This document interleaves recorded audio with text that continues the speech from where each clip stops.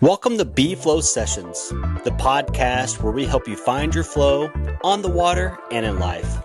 I'm your host, Brad Burton. Join me for conversations with the athletes, adventurers, and paddlers who are all seeking the flow.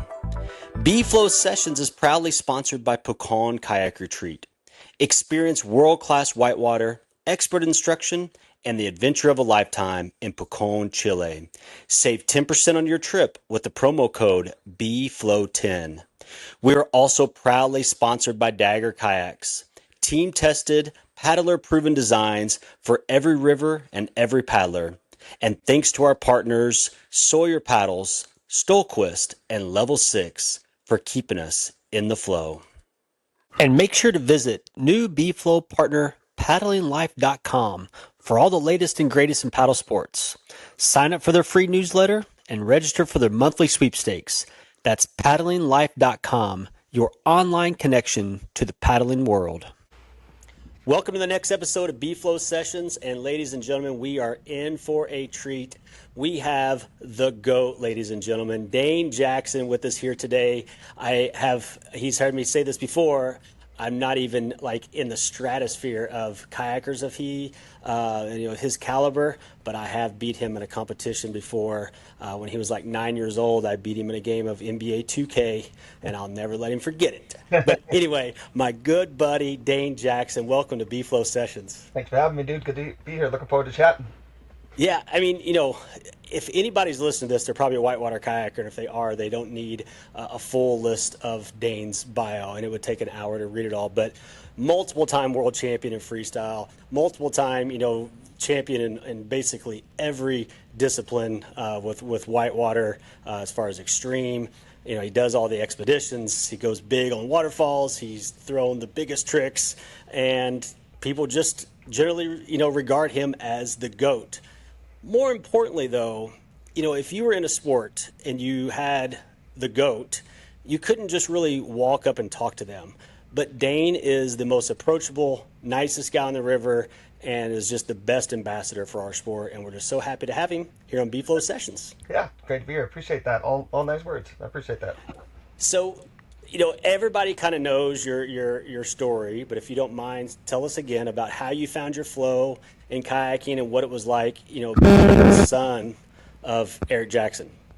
Yeah, I mean, in the end, so when I was born, my dad was already a pro kayaker. He had been to the '92 Olympics for slalom. He paddled tons of whitewater all over the world. And around the time when I came around is when he started focusing a lot more on just straight up whitewater. We moved into an RV full time when I was 4 years old.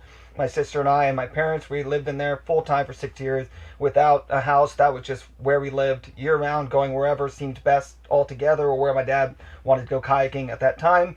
But through that, I started kayaking as early as I could, or even if I wasn't kayaking, I was finding something to do around the river, watching kayak videos, playing with foam boats in the creek, putting the foam boats on a fishing rod so I can throw them into the whitewater, whatever it was. Everything was based around the river itself, and getting to travel the world with my family, growing up being surrounded by not only my dad being the best kayaker in the world, but all the other amazing kayakers in this sport. So I had as much influence as I could pull from, as you can imagine.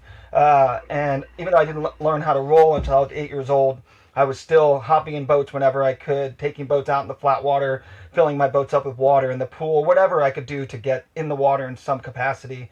And yeah, so it was, even if I wasn't kayaking, I was either watching it or finding some way to be around the river. And we could maybe save this for later, but just since you grew up in him, it's all you've ever known. And your dad was, arguably the greatest kayaker of all time until you surpassed him. But, and you hear like people, if anybody follows like Malcolm Gladwell, and they talk about 10,000 hours, and you probably got your 10,000 hours in by the time you were 9.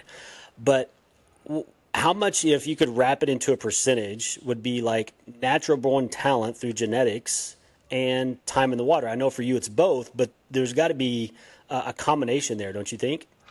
I think it's like you said, that it's all about, the 10,000 hours, getting to the point that allows you to excel in anything, whatever you're passionate about. I was fortunate enough to not only get pretty much all of that or most of that by the time I actually was able to start kayaking a lot more. And when I was like 9, 10, 11, really, like once I learned how to roll and I could actually start doing a lot more rivers and kayaking with my dad, not only had I kind of already been excited about the sport, trying to, I started kayaking when I was 2, like even though I wasn't necessarily focused on fundamentals when I was 2, I still just wanted to be in the kayak. There was that drive and passion long before I ever got to the point that I was trying to learn things. But even by the time I learned to roll and I started to do a lot more rivers with my dad when I was like 9, 10, I had a lot of the like basic fundamentals down that allowed me to kind of have a head start because of the way we grew up and the lifestyle we had. But then on top of that, my dad is obviously a world-renowned coach. Like he still coaches to this day, and he has a great way of helping people excel in a lot of different things, especially kayaking.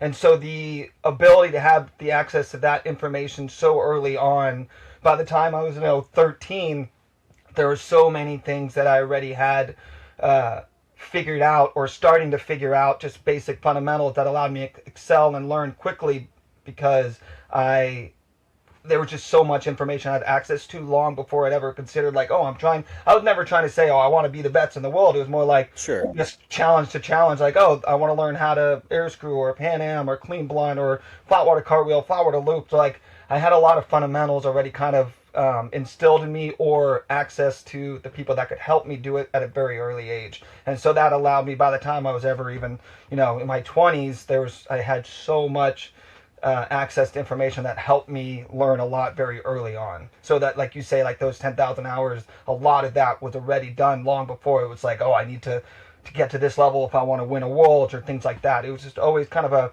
a step-by-step basis of like, this is what I'm working on now, and then this is what I'm working on. It was never like, I'm never going to be happy until I learn all this and win these world championships. It was more just like day to day, what am I working on? What am I trying to get better at? Which is still kind of the mentality I have today. Being a former basketball coach, I follow a lot of philosophy of like coaching and stuff. If you hear like Nick Saban, for example, a great football coach, he says something similar to I think that you're getting at is like it's the process that matters and not the product. Like if you set out to say, I'm kayaking to win a world championships or I'm kayaking to run this river, you may not ever achieve that. But if you focus on the process that gets you there every single day, you might end up achieving your goals and more. Yeah, no, 100%. That was always something that, whether the people around me, like my family, my parents, and just kind of like kayaking was always like, particularly with my dad, is like you can be the most competitive person in the world, like he is, and we all are in a lot of ways, like my family. But that doesn't mean that, one, you need to be a miserable person around competitions or things like that, or you're never happy unless you win. Like you should have the confidence and excitement that I'm here to dominate and do the best I can and win, but the whole process also needs to be exciting for you, and the challenge of trying to get as good as possible needs to be exciting because you're going to realize that you might, if you're lucky enough, you get it early enough to realize that when you do win and things like that, it doesn't change your life or anything like that. It becomes a tool or something you can use, whether to feel like you're making progress or maybe a tool to help start approaching sponsors and things like that. But for me, that's one thing I'm super grateful with the way they help raise me through a very competitive aspect is that even though I'm incredibly competitive, I love the whole process leading up to things as well as the challenges to get to that point and not just the good moments that happen, whether winning a world or running that big waterfall, whatever it is. And I think that's a big part that allows me not to, one, burn out, but also enjoy the whole process throughout the year because I find when you make the whole thing as fun as possible, the whole process leading up to that one thing, you challenge yourself, you push yourself, you put your mind towards it, but you make it as enjoyable as possible because then when it goes well, it's that much better that the fact that you won or the waterfall went great, whatever it is. But if it doesn't go as well, it's a little easier to digest and be happy for the other person if it's like a loss in a world championship or something. But you still had a good time because the whole process was still really fun, and you're going to get another chance if you work hard and figure out what you did wrong and progress and move forward. So the whole thing needs to be enjoyable, not just that singular quick moment that you did win or something like that. I love that we're kind of diving into just philosophy here about competition and life and things. And I want to get more into some of the specific stories of your own paddling. But I got one more question about that, and you kind of hinted at it. And when I talked to your sister, she was one of the first guests I had on, and I've had your dad on too. And if any two kids could have been raised or grown up to have the mentality of like, I'm better than you. I'm EJ's son or daughter. I'm better than you at kayaking. I'm sponsored. Look at me, and be standoffish or be elitist.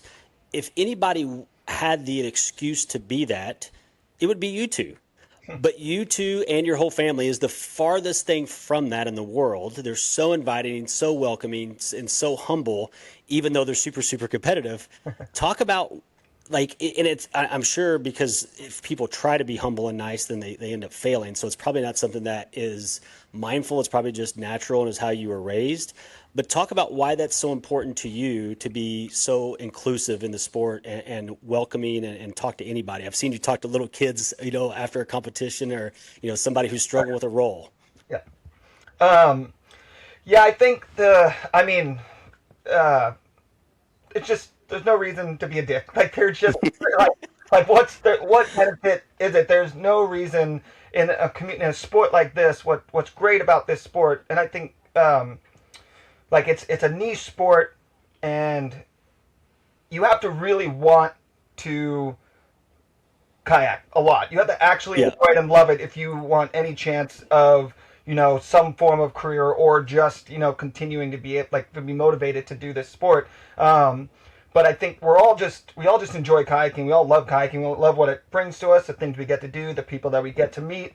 And it's, no matter how good you get, no matter what accolades you get, at the basis of it, you should love kayaking. Like, I don't do it because I want to be able to say I'm world champion or run 100-footers. I do it because of the different challenges that I get to bring to myself and the people I get to do it with, and get, friends, family, and the places I get to see. And I think growing up definitely helped, being around the sport my whole life. It's really easy to see the contrast between someone that's really enjoying it and nice to talk to, and the difference with someone that's cocky and standoffish or something else. And everyone's different, but there's a lot more enjoyment to be just in this community with these people, rather than like, hey, don't talk to me, I'm at this competition, oh, this is super serious. Like, there's nothing that you do kayaking related should be more important than still just engaging with the people in the sport. And for me, that is the fun of it. Is it's such a niche sport that we all, can end up in these great places, like, kayaking with people I've never met at these competitions, or getting to see places I wouldn't have gotten to see without kayaking, meeting new people. That's as much a part of it as any of the victories or the big moments that I get. Like, it's all comes together in one big experience. And I feel like one way that I can kind of put it as well is, I think there's nothing worse when you are trying to talk, when you reflect on some important person in some industry. It really sucks whenever you have to say, like, this person did all these amazing things, this person did all these amazing things, but it has to follow with but. Then you've got something wrong. Then those things don't even matter at that point. You could, if I was an asshole, that would suck, because it's not fun for me. It's not fun for anyone else. But even if I, won 20 more world championships, ran 30 100-footers, and you'd be like, did stuff that people are like, oh, no one ever going to do that again. But he was an asshole. It's like, well, it kind of defeats the whole thing. Yes. At the end of the day, like, it doesn't matter what you do. If you're not a good person, that's always going to overshadow it.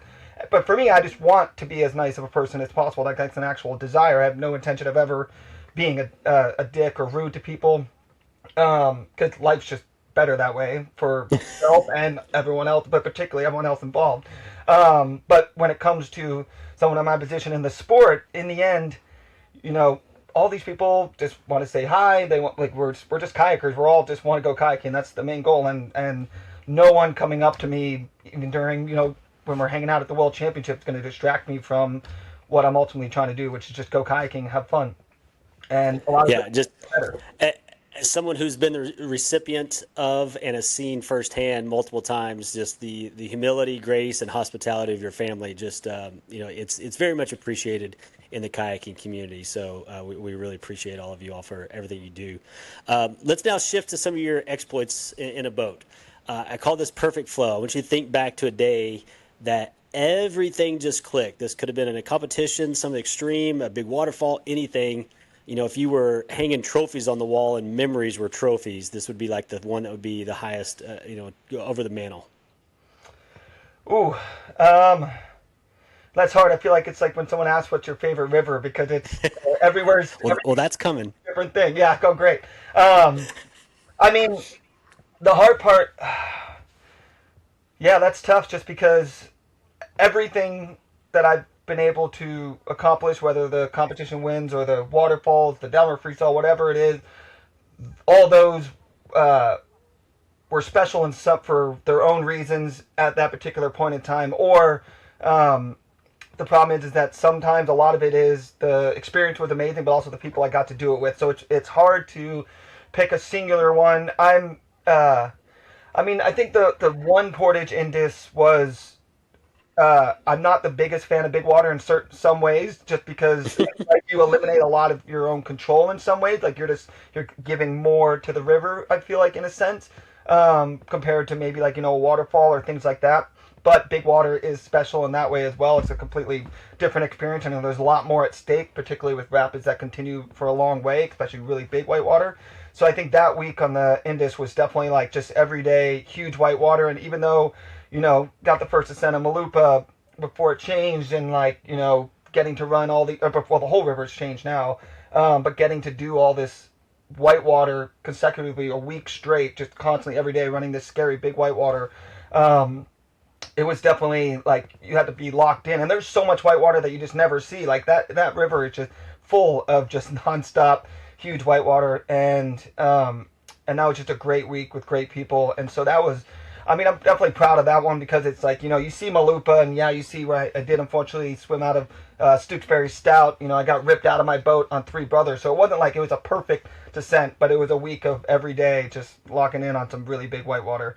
And then on top of that, they were still working on the road at that time, so trying not to have rubble blasted down into the gorge on top of us. So it's all it was a very unique experience for sure. But yeah, it's hard because it's there's just so much that, like you say, when you look at the medals and stuff, they kind of just trigger memories or why things are special in different reasons for different reasons. I would say when it comes to maybe like a world championship win, I'm still pretty fired up on the Nottingham win because that was just I was just there to have. I'm always at a world championship to have the best time possible, but that one was like there was already a year delay, which gave a lot of people a lot more time. The Nottingham Worlds, I'm super stoked on because I was just already just there to have the best time possible, like I try to have at World Championship. But with the year delay, that was a year where a lot of people got a lot more training throughout that time, and then arriving a week before the event was already kind of cutting it close because of Norfolk. But then to have COVID from Norfolk, arrived with COVID. I didn't train all week, and I only got cleared with the negative test to start paddling the day before the event. And so I was having to actively learn the hole as well as the routine, like throughout the event. And in the end, like each round, like normally when I go to a world championship, I feel like if I don't feel like I put in the work to, like I feel really good about top 5, that means I didn't put in enough training. But for that one, I kind of didn't have the chance to get really any training before. So every day I was like, if I get knocked out, I'm trying really hard. I'm doing the best I can, but I'm going to keep just making it as long as I can and just having the best time possible. So when I made finals, I was already stoked. But then to win on my last ride, I was super fired up on that one. That's awesome. Well, a lot of people, they see your highlights on YouTube and Instagram and things, but even Dane has some mishaps on the river, and you've had a couple injuries in the last few years that you've had to deal with, and so maybe talk to some people, not to put you on the spot here, but just about some of the times when things didn't go so well in the river. Yeah, I've been really fortunate when it comes to injuries, and definitely considering the amount of things that I've been able to do throughout my for 20 years, of just as much kayaking as my whole life. But when I think about season to season, year to year, the amount of things that I got to do, and was fortunate enough never to get hurt in any of those, even though I was running 100-footers or downriver freestyle or even just the slides. And a lot of times I see my friends getting hurt on things they weren't even trying to push themselves. So I've been really, really fortunate. And even though these last like year and a half, 2 years, I've had more injuries. I still, they're a little bit easier. They still suck, but it's a little easier to digest because it's like, I mean, in an extreme sport, you're going to get injured at some point. And when I think about how much I got to do before an injury really even became a part of the equation, I'm super fortunate about. And yeah, I mean, the last year, like I the main thing is I try not to hurt myself not kayaking because I broke my hand when I was trying to learn flips on the ground, and after that I was like, no more, nothing that could hurt me outside of kayaking because then I just feel dumb. But yeah, last year I like savagely broke my leg and tore my leg up when I swam out of Bridge Rapid at Stakeout, like tore my MCL, sprained my ACL, tore my calf muscle, impact fractures on my femur and tibia, like the most like skier injury, but in a kayak. That was the first like proper injury, like big injury that I actually had to actively like come back from. But when it comes to actually recovering, compared to what I've seen a lot of people go through, it was stupid because it was like 1 month off just to get west and see the doctor, and then he was like, well, if you don't swim, you can go kayak. So I was able to still do GoPro games and worlds on crutches, and then I had another like 3-4 weeks off where I was like focusing on range of motion and rehab. But then by that point, I just had to wear a brace, and I was still able to go kayaking on the Ottawa and North and stuff. So, like, for such a savage injury, it was not, like, compared to what I've seen other people recover from, it was insane that I was still able to, that process was not that bad. But then, yeah, and then last fall, I slipped on some stairs in Mexico, which was dumb, but I landed and I thought I broke my ribs. Luckily I didn't, but it took like 3 months for that to stop hurting, and it just happened to like start feeling better as we were in the jungle, like pulling on our 100-pound boats and on the Rio Cuervo in Chile. And then like, you know, by the time we got to Ram in June, I was like, my body was like feeling good, but unfortunately I just broke my pinky like all the way through, which is so stupid. Like it's like so demobilizing, but it's the smallest thing, but it's the most time off the water I've had in like pretty much since I broke my hand, so like a month and a half. It's like, oh my god. So it's a pinky is a sad one. But it's feeling better now, back on the water now. But it's, yeah, I've been fortunate with injuries, but yeah, this last year I definitely had a few, which is less enjoyable. Yeah, it has a way of catching up with you for sure. But you know, I know like you take such great care of yourself and you know, take your rehab seriously so you can get back on the water. And it's amazing that you got back so quickly after that knee injury. What was the mechanism? Like, how did the knee and leg and everything take such a brutal injury from the swim? What was going on? So the hole I swam out of is massive, and a feature that there's a reason why in the 25 years or however long it's been run, nobody's gone in it because we're actively avoiding it at all costs. And I've run that right. Maybe a dozen times in a freestyle boat even. Like it's not hard to avoid the hole, but unfortunately, when I ran it in 2022, it was a lot higher water, and you're basically weaving in between. You're missing that huge hole I got stuck in on the right, but then you had to get back left because there's another pour over just after it. And in 2022, I didn't quite make it over and hit the side of the other pour over, and I was like, okay, this time I'm going to cut it a little closer to the hole. I was still where I wanted to be, but right when I was coming through, the curler just closed out on me super, super hard and just threw me right into the hole. So like everyone was like, why didn't you just go around the curler? I'm like, no, like look, this is what it looked like when I went through last time, and this is what it looks like now. It just had no chance of me going through it. It just sent me right into the hole. I got destroyed. I was trying to surf out. I got like one breath of air, but even when I was front surfing, I was just basically getting like waterboarded in the foam pile. It was really not enjoyable. And then I got like one moment where I could see, and I tried to carve over, but then I window shaded, lost my paddle, and at that point I was like, I got no paddle, so there's no way I'm going to be able to surf out of this. And then up until that point, it's been 6 years since I swam. Like, I hate swimming. It's like absolute last resort. Because I believe you can surf out of just about anything. But that one, I lost my paddle. I was like, no, I'm out. And right when I swam, I was also like, I'm probably going to get some downtime, so I should have some breath. But right when I swam, it kind of like bounced me, and the boat was upside down. But right as I swam is when it kind of fell from top to bottom from the wave, and it just ripped me out in instant. And I think what happened is my leg didn't quite make it out in time. It just got bent over the cockpit rim because I was able to figure it out for a while. But yeah, basically my leg got bent over the cockpit rim, my MCL tore, and then my leg kept going, and then my femur and tibia hit each other. So I got impact fractures on those, and then it tore my calf muscle at the same time. But luckily, my ACL didn't tear, which that would have been a much longer recovery process. Yeah. So all things even the doctor was like, I don't know how your ACL stayed intact, but that was lucky, it just sprained it, because that would have been a much bigger process. So yeah, it wasn't the most painful thing right away. Obviously, just like adrenaline and stuff. But then I went to stand on it on the beach when I was getting out and just like buckled and collapsed, and I was like, oh, okay, something's like really wrong. But all things considered, the next few months of recovery, like I said, I got to go to Worlds on crutches, compete on GoPro games on crutches. Like I got to go kayaking still, so I'll take it. Yeah. Wow. That's incredible to think about that much force. Did it impact, did it affect your ability to self-rescue, and what was the whitewater like below it that you had to swim with that leg injury? Luckily, it was fine after it does go into a huge flat pool, but there is one more hole right after it. But luckily, it didn't send me down long. Like I popped up pretty quickly, and it's just a lot of flat water. It goes into a big opening, so it wasn't like it was more that I needed to swim through, which was great. And we had a guy in a kayak below that was just able to help me out. So yeah, it was. Yeah, all things considered, do not recommend going into that feature. But that was not I like getting first ascents, but I don't like being the first one to surf a savage hole and get beat down. So in the future, we'll be avoiding it. What is, I mean, again, your resume, arguably right there with anybody who's ever put on a spray skirt. What is something that is in a kayak that you've not accomplished that you're like, I still want to do this?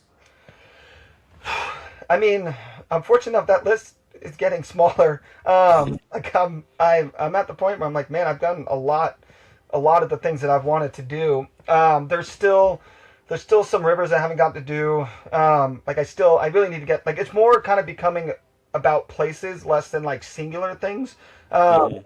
So it's more I still haven't even been to Iceland, which is just dumb. There's a lot of exploring Norway I'd love to do. I still haven't even gotten to go to Brazil. So it's becoming more there's a lot of places I'd like to go explore and see the classics, but also potentially find new rivers and more expedition based things. But that being said, there are still some bigger waterfalls that are on my mind. But that list, especially even now, after Ram, that list is definitely getting smaller. Your dad was a slalom Olympian. Mm-hmm. And world champion freestyle paddler downriver. You've done downriver, extreme, and of course multiple time world champion in freestyle. Never dabbled in slalom? I did it a bit growing up. I think a lot of the good fundamentals that I have when it comes to just forward strokes and just boat control and stuff. Obviously, growing up with my dad doing his coaching, but also him coaching us through slalom definitely helped a lot in technique. So we did it a good little bit growing up, when there was the opportunity. But I do, at some point, I'm sure I'm going to want to do a season. I love slalom, I love watching it, and I love the opportunity when I get to get in a slalom boat.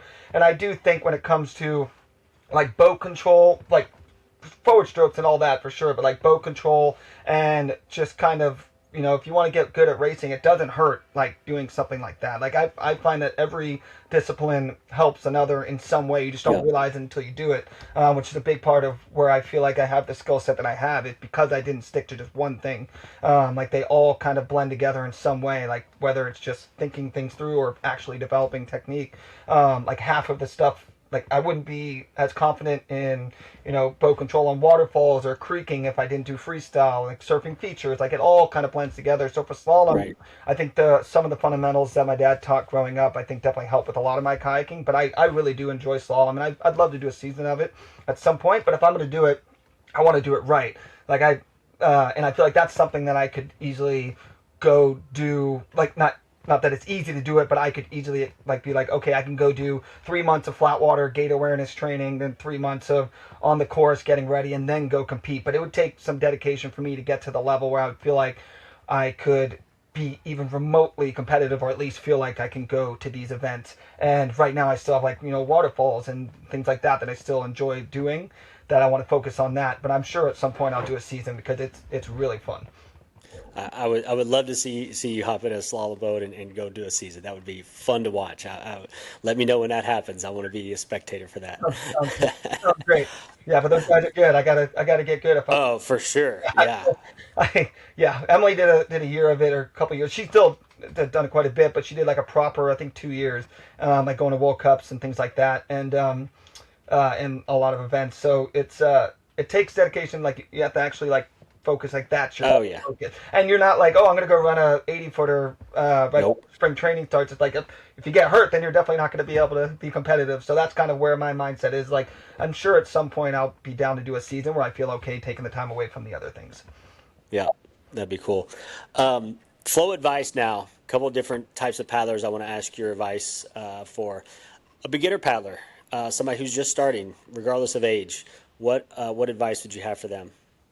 I'd say the biggest piece of advice is one, if you can find someone that's around a similar level of you, because when you have someone that you can motivate, you can kind of work with each other, work off each other, and then sometimes that can help, progress. It also makes it more enjoyable because you're working your way up with someone. But even if you don't have that, try, like, main thing is just have fun. Like some things will come quickly, some things will take long. Avoid getting frustrated as much as possible, because even if you are with other people and they're getting better quicker, like maybe they're just figuring out these fundamentals a little faster than you, but then maybe they're going to slow down on something else and then you'll catch up. Like no one learns at the same pace, and just kind of go at your own pace, and don't feel the pressure to do something just because you think you're supposed to. Like just everyone chooses kind of their own adventure when it comes to this sport. Some people are just stoked doing class 2+ for their whole life. Like it's so when it comes to beginner, don't worry about like, oh, I haven't progressed to class 4. My friend did that in 6 months. Like it's all just kind of go at your own pace, go what you're comfortable with, and do everything you can. There are times it is hard when maybe there's that one thing that you're not figuring out. Like, try your best not to get frustrated. In the end, kayaking in any capacity can be enjoyable. It doesn't matter what you're doing. You just kind of have to make it enjoyable. So try your best to really focus on just kind of going at your own pace, and everything will come as it should. What about an advanced paddler? They've been paddling for years and they're comfortable on class 4+, and they're ready to step their game up and start doing some class 5. I know, of all the classes, class 5 probably has the biggest window of what we consider class 5. But I think you get the gist of the question here. Somebody's ready to start stepping it up and running some harder creeks, or maybe they want to start getting into some waterfall running or running some big water class 5. How do you know you're ready, and what advice would you give to that person? Honestly, to answer this question also does apply to just about any skill level of a paddler. But I think for me, the most important thing with that I always try to remind people when I get the opportunity is that I didn't get comfortable with those big challenging things, hard whitewater, hard creeking, big water. I didn't get, not comfortable is the wrong word, but I didn't get the confidence to feel like I have the skill level to do that stuff by doing those things. I got those skills by running easier rivers that I felt in a place that I could experiment more, try more things.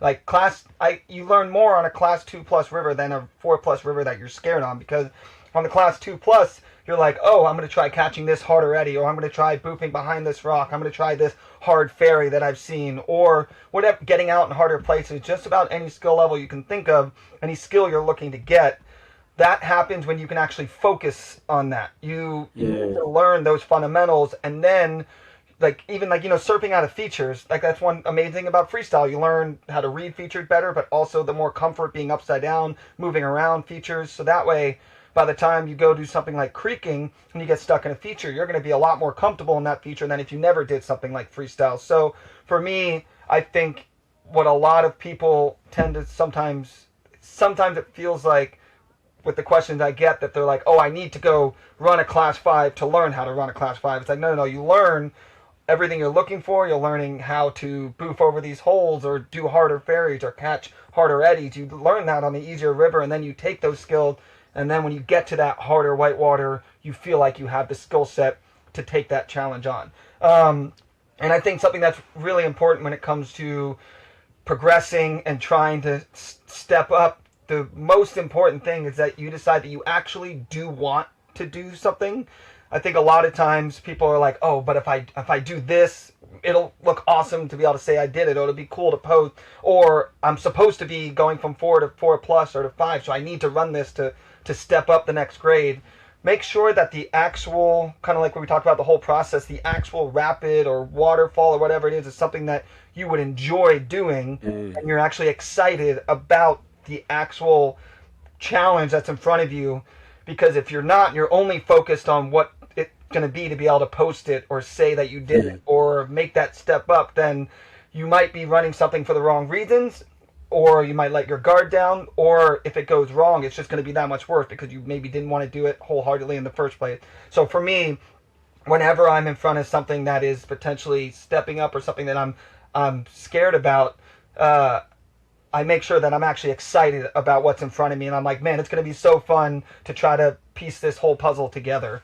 And then when it goes good, then it's like, that was amazing. It's just that much better. And then if something goes not quite right, it's like, okay, well, I did really want to do it, and I took the challenge, and it just didn't go quite as good as I wanted. But especially now with like social media and stuff, like it's so easy to be like, I just want to be able to have this, like that I ran it and then post it and it'd be so cool and all that. It's very easy to get locked into that, and I try to really focus on, this is actually something I'm going to enjoy doing. And the last main thing on that is if you're not scared in some capacity, because I'm scared all the time, if you're not scared in some capacity on something that feels like you're stepping it up, it means that you're probably not looking at it the right way or looking at the dangers enough, because that overconfidence could also cause you to do something before you're ready. Now, the Pecan Kayak Retreat Pro Flow hot tip. There's very few quote unquote true professional kayakers, people who are literally getting paid just to kayak. There's kayak instructors and people who work in the sport, but there are people who do it. You're one of them, and that means there's other people who can accomplish that as well. If somebody wanted to become a professional kayaker, what is the Dane Jackson Pecan Kayak Retreat Pro Flow hot tip? What I've always said is, and it doesn't matter what skill level you get to, kayaking is only ever going to be 50% of the work. It does not matter how good you get, no matter what sponsors you get, what you're doing. That number everyone can have their different opinion. But for me, I feel like kayaking is 50% of it, because when you're done with the kayaking, you have to figure out how to support yourself through the sport. It's a lot of work. And even I'm in the incredibly fortunate position I'm in that I do essentially just get to go kayaking all the time. There is so much happening that not only did I have the fortunate opportunity growing up to get to learn what that looks like to work around the kayaking, but for me, the main focus is you need to pick something else with kayaking. Like there's some people that coach for a month and then travel for a few months, coach for a few months, or you have people that, work a different job and then they take that off time to then go kayaking. And someone like myself that does get to go kayaking essentially all the time, I am fortunate enough to have these sponsors that support me, but I have to work to make sure to continue to have their support. And for me, by getting their support, they support me. And what I do is when I go to these places, I can shoot photos, I can shoot video, I can make the edits, I can do the write-up that they needed, I can bring back the marketing content that they desire, I can also make the edits, the marketing content when I come back. It's basically, if I get to this place, I can bring everything else back in a neat little package to present to them, to be like, okay, here's this trip, and here's what I'd like to do later on this year. And what's also really important when it comes to trying to make this some form of a career is you also need to surround yourself with people that are like-minded in a lot of different ways, because I was fortunate enough growing up that, my dad did a lot of the filming, my mom also shot a lot of photos, but then by the time, I started trying to make my own edits, Nick was there, so he did a lot of filming, he was making his own films and things like that, and he helped me a lot. And by being together, we were constantly shooting photos and video together. And by the time Sen came around in 2016, the four of us together, whenever we go to a trip, we all had our different roles. And we collectively, even though we all were sponsored by different brands, we would collectively just shoot photos and videos of each other and make edits together. And then we could go back to our individual brand to be like, here's this trip that we got to do, and here's what we're hoping to do later down the line. And I think the mistake that a lot of people I think are making right now is they think that just posting on Instagram counts enough as a deliverable, but they don't. It's association is good, but you need to find some other value in yourself for them to support you to go to these places. And in the end, I think the number one thing is just learn to shoot photo or video. It doesn't even have to be, a professional, but just be there to shoot your friends and help your friends help shoot you collectively. That really helps, because then you come back with a bunch of media. Yep. Or start a podcast. Or start a podcast. Yeah. Not the avenue if you want to make money. This is just a way for me to talk to my friends. Yeah, 100%. Yeah, I mean, it's each their own. It doesn't like there's no singular way, but I think what a lot of people notice, and unfortunately, it's sometimes can deter them from wanting to continue to do it, is they have this like singular goal, like, oh, I want to run a 100-footer, I want to win a world championship, and then they get it, and they realize that none of that changes your life.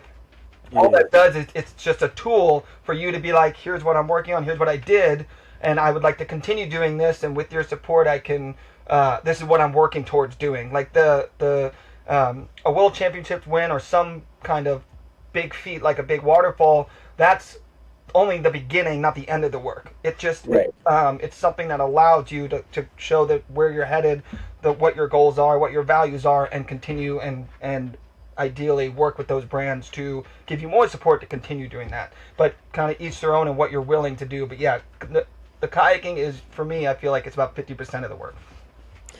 I just love that this was, not like a trip down Dane Jackson memory lane of just like all the greatest days on the river, because so many people can look that stuff up, look up your achievements, they can look up your YouTube. But this was like Dane Jackson's view on life and kayaking and competition. So this was fantastic. But now we're going to run some rapids. Are you ready to run some rapids with me? You're going to give me your top 3 to 5 from these categories. Okay. All right. We'll start off easy. Boat designs of all time. Ooh. Oh man. I'm going to go Shooting Star, because I wouldn't be here without that boat. Nice. Got any others on Mount Rushmore, or just does that one by itself? I love the. I mean, it's gonna be hard not to do JK ones, but I can. You can be biased. It's okay. I can be a little biased. I can find a balance. But I mean, I think in the end, the Shooting Star, because for me that kid's boat. I already had the Fun One, which was already game changing for my progression. But the Shooting Star was like have the same design that my dad and everyone else was using, but in my size. Those 2 years of I was in that boat until I was 16, because I didn't hit puberty until I was probably 25. But I'm still waiting, honestly. But that just changed everything for me. Just everything I got to learn in that boat, and then I think I didn't expect the antics, even the first antics. I don't think I expected. I wasn't really sure what the point of the boat was at the time. It was before I really started to dive into the full on helping with design with all those guys. And when we did it, I was like, yeah, it'll be fun, it'll be cool. The BRAP was around, and people were still paddling RPM. But I was like, I mean, yeah, sure, we do freestyle and then you go creaking, but the antics made me realize there's amazing middle ground. There's no off days. You have no more excuses. Even if the hole's not in and the creeks aren't running, if there's a class 2 river, you can go do stern squirts and rock spins and have a great time. And I've never really big into the double slice side, so that was for me, I think, a big one. And then I got to do the Ace 2.0, the Waste for It Kids prototype, because my dad got 2 of those out of the mold before they decided that they weren't going to make them, because they believed no one would sell kids kayak, or no one would buy kids kayak. So I had the Ace 2.0, which was the plastic kids boat I had, weld-on cockpit. And then when I was right after I learned to roll, my dad chopped off the ends. Him and Clay welded it like gnarly welding, but it held up so well. And that's when I started, flat water cartwheels and got my first loop, and run Oceana and Tallulah for the first time, and that was a great progression. I remember you in that boat. That was during my era. After my and honestly, at this point in time, I'm stoked on the clutch, because that's the creek slice. It's just I've fought so hard to get that boat. Everyone's like, yeah, but we had the antics. I'm like, no, I promise you, it's worth it. It's so fun. And once we had it, I was like, yes, this is the boat, because I use it pretty much year round now. Yeah, boat looks cool. All right, rivers of all time. Yeah. You get 3 to 5 rivers. 3 to 5. The Halasingo, the Ottawa. I feel like I'm gonna miss so many and be like, dang it. But yeah, Halasingo, the Ottawa. I mean, the Indus is truly special. Stikine and Fantasy Falls. That's okay. The rapid fire one. I'm sure All there's right. 20 more I could list off, but Kayakers of all time that you're not related to. that was 3 right there. So that would have been hard. Um, ooh, yeah, that's hard because you start going way back. I mean, obviously, I have to say annual. Even though we call him Uncle Clay, I'm going to put Clay in there just because I don't think people quite. I mean, they know who he is now. They know who he is the last 20 years. But even back in like his, white and black helmet, mustache days, like those, he was pretty much the annual those times. Yep. Then I think I'm gonna upset so many people that I don't mention. I love everyone. It's like I feel like I do need to put. I had someone I blanked on. I think he was an interesting dude, but I think Fisher he was for the balance of he did a lot. Like he did a lot of different things. He did a lot of racing. He did a lot of freestyle. He did a lot of things, but he also was really good at getting kayaking into like a lot of different places. He had a really great mind for marketing. He made really good films, and a lot of his films that he made with like Lingering back in the day and stuff were really good, just fun to watch. And he was just a fun paddler to watch. He did a lot of exploration, so he was definitely a well balanced paddler for sure. And just his mind with marketing, and he's a big part of what when I got on Red Bull, because he was the one that had to make the list. So can always appreciate him for that. Mm-hmm. What am I at? 4? I'm Yep. going through the Rolodex of like 36 years or even before. But I do think, I mean, there's so many people that have the value in their own way, even if they don't consider it at the top of the sport, which is why I'm having a little trouble, because there's a big difference between like in your face epic and who you think like everyone in their own value and like the dedication to the sport and stuff. I think. Well, I mean, obviously, I'm gonna put Brent in there, Yeah. That's for sure. And then I also think that John Grace's dedication, like he was a really amazing paddler, but his dedication to also putting so much film out there, like Video Magazine and all the stuff he was doing with Dale and Del Verne in the back in the day was always amazing. And I guess the final person like on that note is Tommy Hilke for sure. Cool. Yeah. But I mean, I've got to give a few honorable mentions to some girls too, because there's been so many epic paddlers. I mean, like Nikki Kelly, Tanya Foe,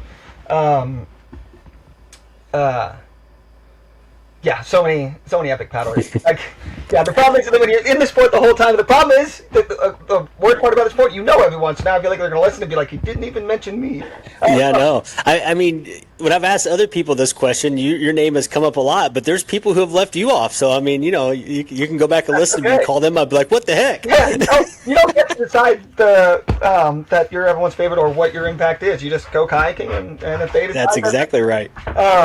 But yeah, there's so many amazing people in sport, and again, like someone that goes out and runs a bunch of waterfalls and becomes a top freestyle paddler and all that, they have their own impact. But someone that teaches kayaking for 8 months out of the year and travels for 4 also has their value, even if they're not doing the right thing. So, and then there are people that dedicated to making films and things like that. It's just it is hard for me to. I'd have to do like a 25-person list if I can even pull that up, because everyone's so nice and everyone has their own value that they bring to the sport. So I'll go with that list. All right. Now this rapid we run blind, so you got to do a blind ranking here. You don't know what's coming next, and we're going to do Dane Jackson's favorite freestyle moves. Okay. All right. I'm gonna leave the one that I think you might say number 1. I'll leave that for last. We'll start with just loop. And I have to put it on the list. Yeah, 1 through 5. Where would you rank loop as far as your favorite moves to do? I'll put it at 4. Okay. An aerial blunt. 5. Okay. All right. Cartwheel. Oh, now I should have moved loop up. 3. All right.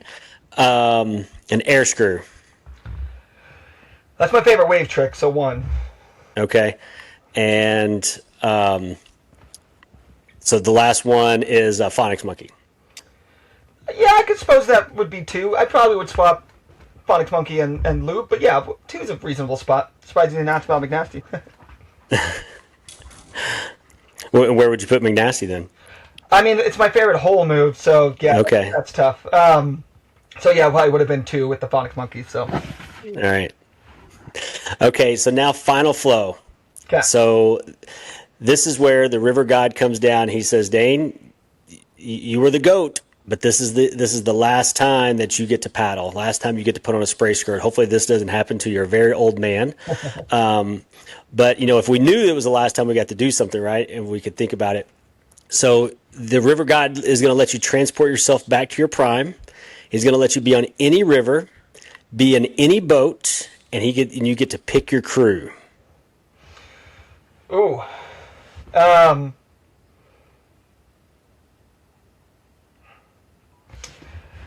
Man, that's a wild one. I think probably I would say I would say pre-dammed Harry Lemon on the Nile with carbon rock stars and then Lost one's you got again. carbon boats, prime Nile specials, all day. Reconnecting. I think I lost you for a second, but yeah, I would say off the top of my head, it was hard between the Zam and the Nile, but I would say pre-dam Nile on the Harry Lemon. We all have carbon boats, Nile specials in all day, living there with full send crew, my whole family, my wife, and just all the OG freestyle wave boaters bring, and all the current ones too. Just get that whole crew on that island and just see what fun we can get up to on that wave, because there was just such a peace and enjoyment at that place that I miss so much. And there's that wave and that experience of living there a month and a half every winter is a big part of where I got a lot of the fundamentals, and learned so many things when it comes to wave boating. And then the experience, the community there, but also the community of kayakers that would come there. There was nothing like it. And that experience with the Zam now would kind of be the same answer. I believe that's the same answer Emily gave. That's I think it is. makes sense for her. I mean, that was her favorite place for sure, because she's never been big on the run big scary things. So that makes sense. And she still goes to Uganda and helps the soft power help with Jesse Stone, and still helps because she's been a support in that since the beginning, and still goes to Super Hole and things like that. But yeah, that's there's just something special about that place, and I think we can get the same experience in some ways when it comes to the river running side, like half slices down the Zam, but it's just not the same. Yeah. Well, cool. Well, Dane, thank you so much for coming on B-Flow Sessions. Thank you for everything you do to the sport, for just being a super cool dude who gives back and is so welcoming, and for the friendship that we've had over the years. Really appreciate it. Yeah, thanks for having me. This is a great chat, and hopefully we get to do it again sometime. Awesome. Thanks a lot. Talk to you later. Let's eddy out and take a quick break. Do you need a break from the cold of a North American winter? Then let's head south to the best whitewater on earth at Pecan Kayak Retreat. Email me at bflowkayak@gmail.com to learn more about how you can take the ultimate paddling adventure in the heart of Chile. Now let's peel out and head downstream. Thanks for tuning in to another episode of B-Flow Sessions, where we explore how paddlers find their flow on the water and in life. If you enjoyed this episode, please follow the show, leave a rating, or share it with a friend. It truly helps us grow the community. And a huge thank you to Pecan Kayak Retreat for sponsoring today's episode. If you're ready for a world-class Chilean whitewater adventure, email me at bflowkayak@gmail.com and I'll help you get dialed in. Until next time, keep finding your flow.